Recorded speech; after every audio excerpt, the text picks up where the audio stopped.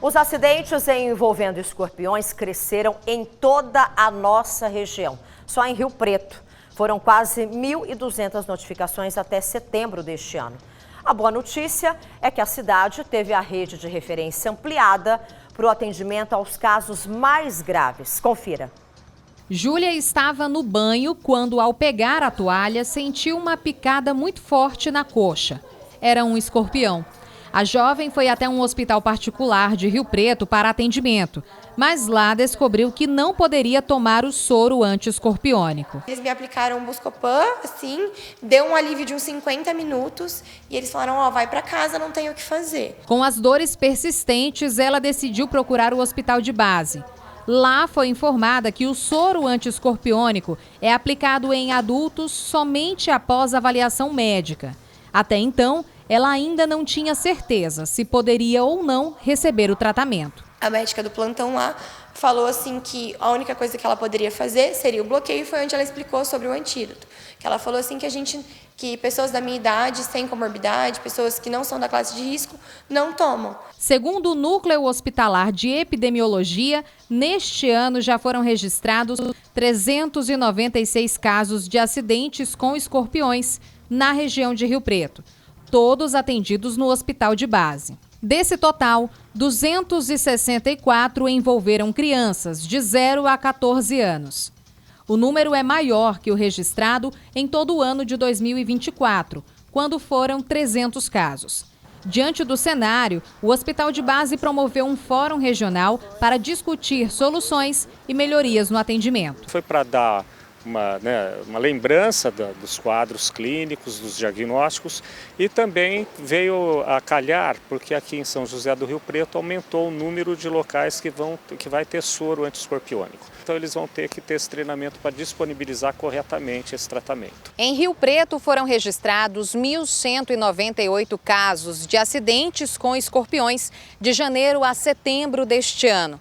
Também neste ano, uma criança morreu após ser picada pelo animal. A gente vive praticamente uma epidemia de acidentes por escorpiões no Brasil inteiro, principalmente na nossa região noroeste. Os escorpiões que nós temos aqui em São Paulo, Minas, são os escorpiões mais venenosos, que é o escorpião amarelo, né? Então, apesar de ser um número muito pequeno de pacientes que evoluem com quadro grave, quando você tem muita gente, esse número passa a ser também muito alto, né?